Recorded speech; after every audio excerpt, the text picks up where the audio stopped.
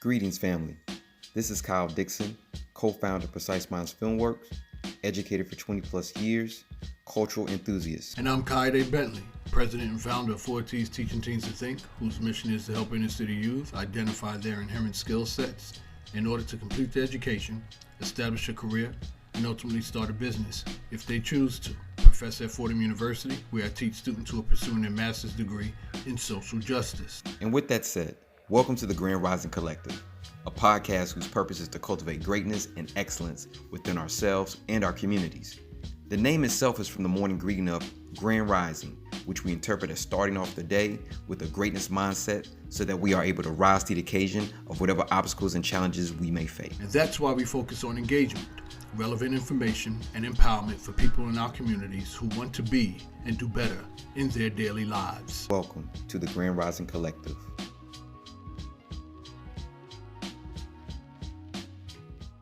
One, where do you start, and like who do you trust?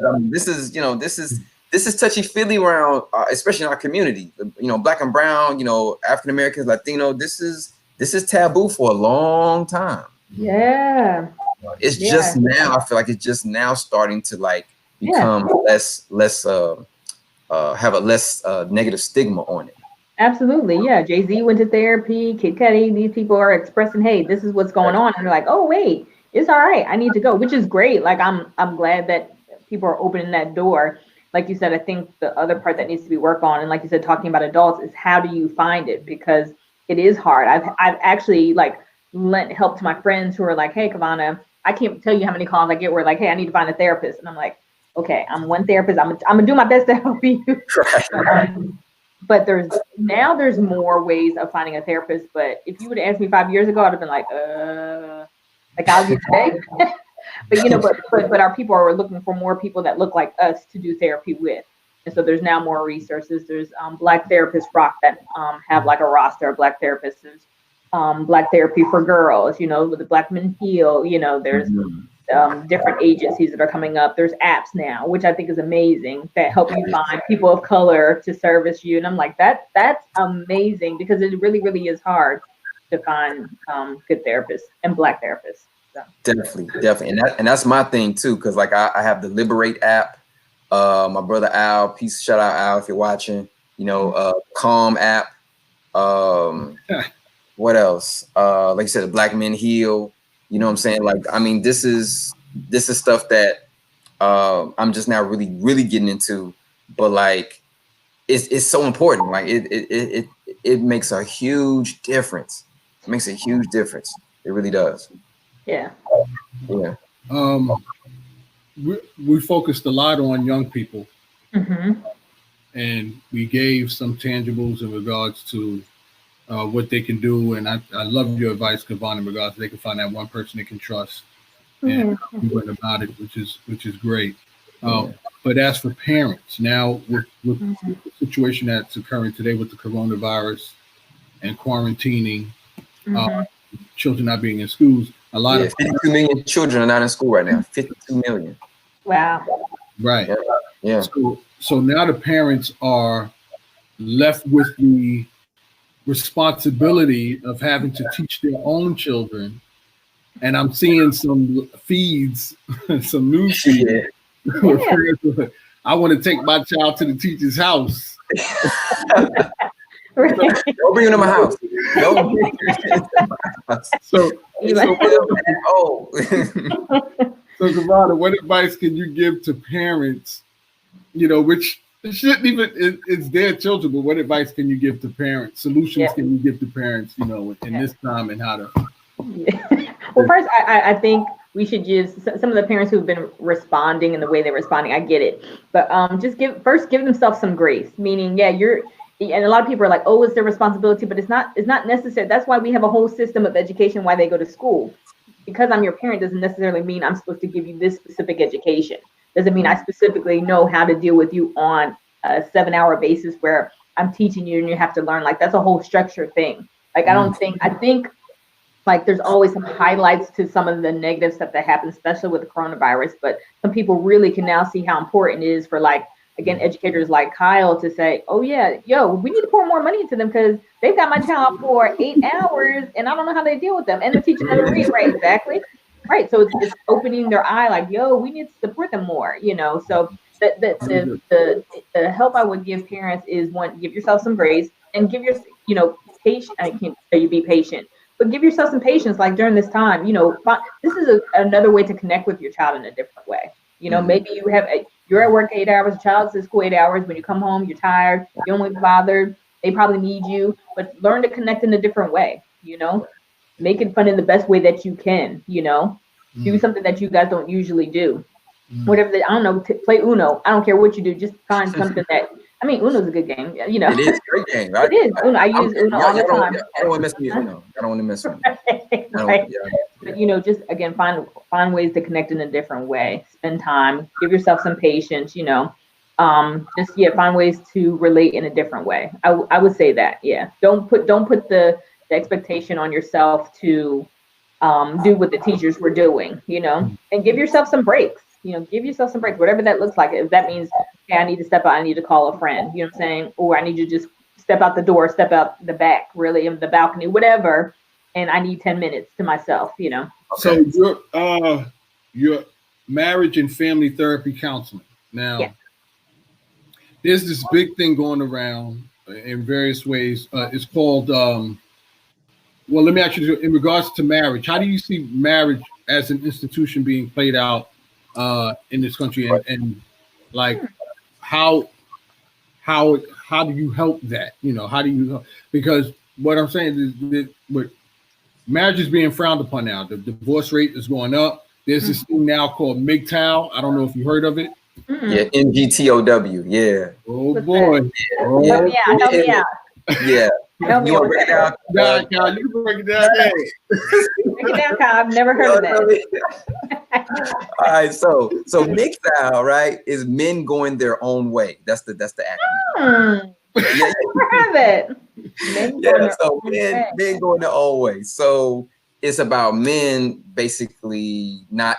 Again, I'm paraphrasing, family. So if I'm off, please forgive me. But it's basically saying that the power that you women yield or hold or use, they're not going to allow you to like manipulate them. So therefore, they're going to go their own way. They're going to do their own thing. And it's kind of like anti-women, which I'm like, I don't know how that works because I just don't know how that works. You know what I'm saying? Like, I'm sorry, go ahead. Yeah, but it's this MGTOW, but men going their own way. So it's like saying that they're anti-women. They won't let women manipulate them, control them. And if they can't kind of, I guess, get in line, I guess, then they don't want to associate with them at all. So yeah. That's interesting. Yeah. I've never heard of that. And I'm like, that's I'm curious about it. Like, is that more millennials? Or is that like no, this is our age group. This is yeah. Older and a slightly younger, yeah. And the reason why I bring that up is because I've been raised in a Christian home. I had these conversations with friends of mine, lady friends in particular, and stuff like that. And what it derives from is, it's so much, it's so vast. So I'm not going to be able to talk, but I just want to touch on in regards to your counseling as you deal with marriages and stuff like that.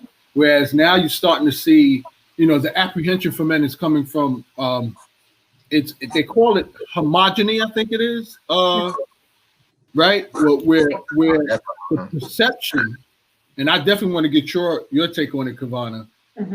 And I because I need a counterbalance to all the stuff I'm here to work with. The perception is that women are only marrying men who are, number one, well off financially to a large extent, as a way of a come up. So, it's like there's no the dream of happily ever after no longer exists, because somewhere along in that marriage, and part of it, have you ever heard of the term called simp? No. Wow.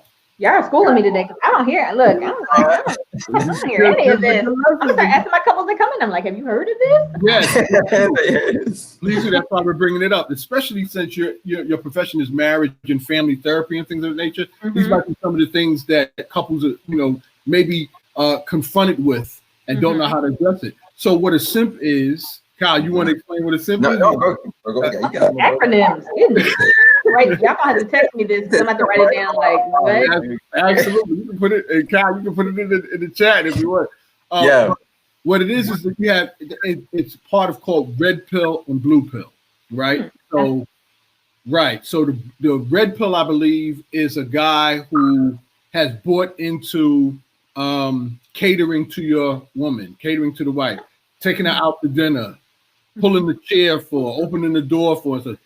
And then the blue pill is not, man. That, trust me, it don't work because in certain women, I'm not saying all women, so, but with certain women, the challenge is taken away, and it's rooted in historical reference. Whereas in high school, you had these young girls who was always attracted to the athlete or the roughneck of the guy, and the studious guy, the nerd guy who did his book, he was boring to them, right? So as they get older, you know, you have a guy who's willing to cater to you, and then the woman sees him as a wimp. Oh, he's not challenging enough. I need some excitement in my life, and that's why they keep the good man there. But they, and this goes both ways now. Men are guilty too. So I'm just. But my question to you is, from what I'm hearing, is like a lot of men in this MGTOW movement is like, nah, I'm not for marriage, because if I dedicate myself to her, if I'm committed to her, if I do these things, she's going to be bored with me.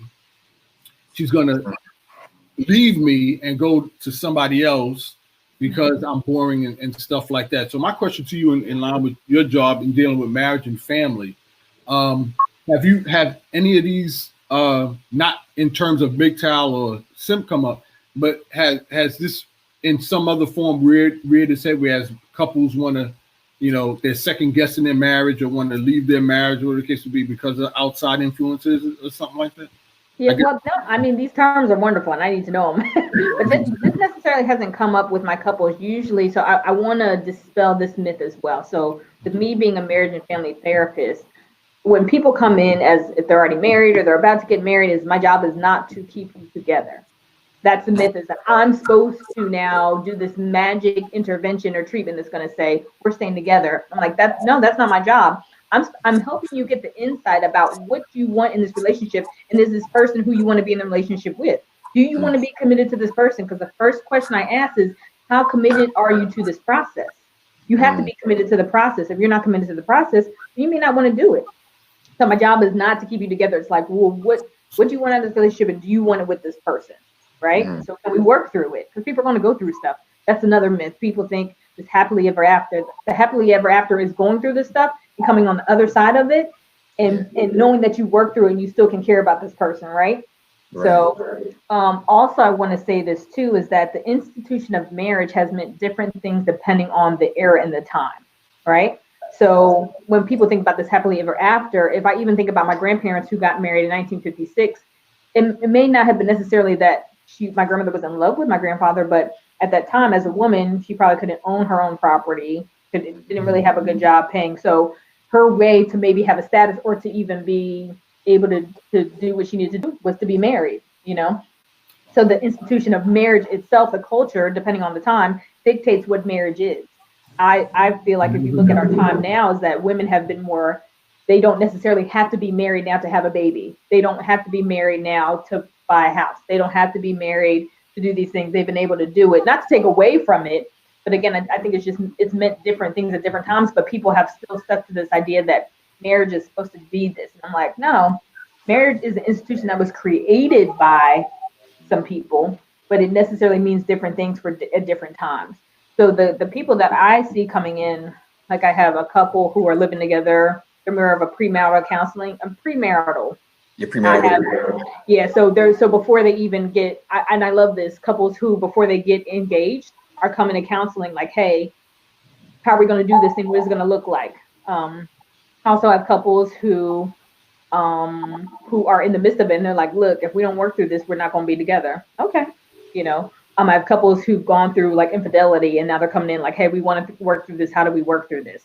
So I haven't come across too many of the things you were talking about, but I'd be really, really interested to talk to those men about why they're feeling like that. Like, what has happened in our society where they're like, no, I don't want to, like the verbiage that you use, Kyle, really stood out to me, like manipulated and kind of, you know, used. And so I was like, wow, that's interesting that has been the discourse of how they look at relationships when, you know, relationship is really being connected to somebody. You know, it's not this piece, but what has happened in our culture where that probably has happened in relationship with women, you know? Yeah. I don't know. Yeah, a lot.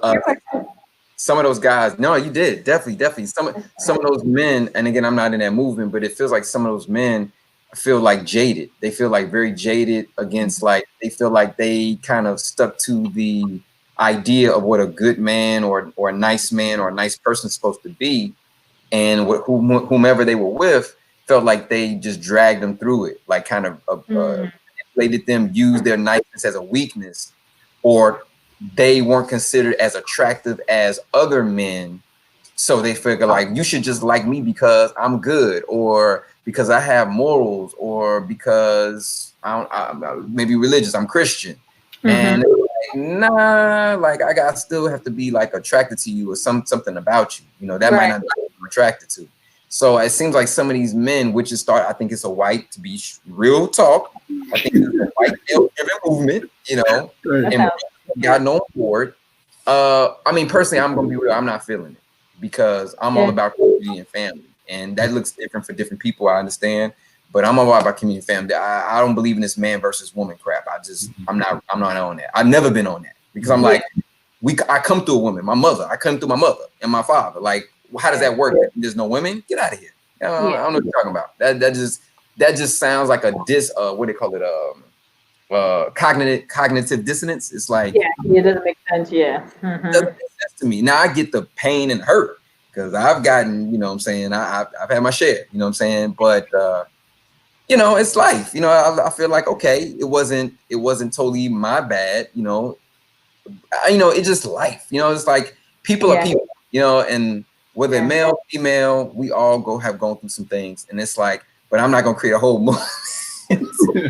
I will say again, it speaks to the culture, you know, because I feel like because we have access to so much, because I was talking to a friend of mine, I've talked to several friends of mine about children feeling like they're more entitled and they should have this and that. I'm like, well, they're exposed to, they have access to stuff that I never had access to. I could now go on my phone and find out everything I wanted to know on YouTube, on whatever, where now they can go. So that creates a sense of I'm supposed to, right? So again, I can imagine these men, it sounds like they're coming from a place of they've been hurt, but now they can create this thing I'm entitled to, I'm supposed to have this. So it's hurt me, now I'm going to create this thing where before it may have been, we come from a culture where it was like, you go through it as a part of life and you kind of deal with it and you go through it. Now they're like, no, because I can go on the internet and meet my 90-day fiance, you know, and do this, or I can, you know, I mean, the time presents with just different options that are easier, where it's like, I don't have to do this because I can get this quicker, easier, and I don't have to necessarily work for it. I don't have to go through that. I mean, I guess. Kevana, you brought up a very interesting point in regards to how marriages take on various or different definitions throughout generations or over the course of time. I've never heard that before. And like I said, I grew up in church. So in church, it was always the institution of marriage. Right. And Kyle, you brought up like the MGTOW is not a black thing per se. It's more of another cultures type thing. Yeah. And what I'm noticing is I'm starting to see a lot, and this is why it's confusing me, because I'm seeing a lot of not only whites talk about it, but I'm starting to see it adopted or adapted by a lot of us in our culture based on what I'm seeing.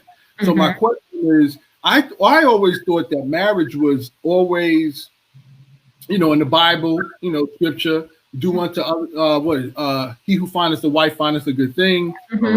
Love your wife.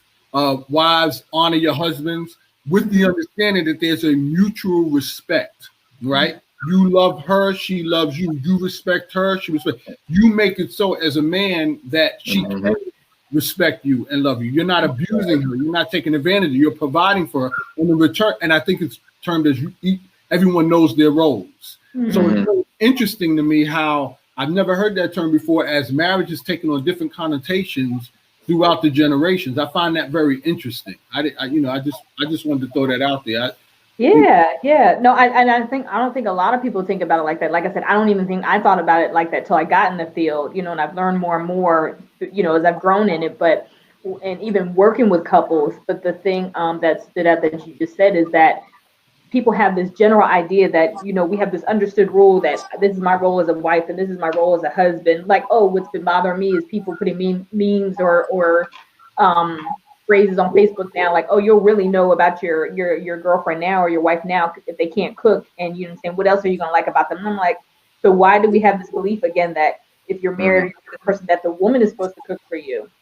If you're not a human, should you be able to cook and provide for yourself to nourish your body? But I mean, that's a side note. But again, this belief that when you're married, you have the same respect. And what I've learned about couples is that the first question I ask them is, why do you want to get married? What does marriage mean to you? Because everybody has a different idea. If I come in and my view is that when we're together all the time, and we have all the same friends.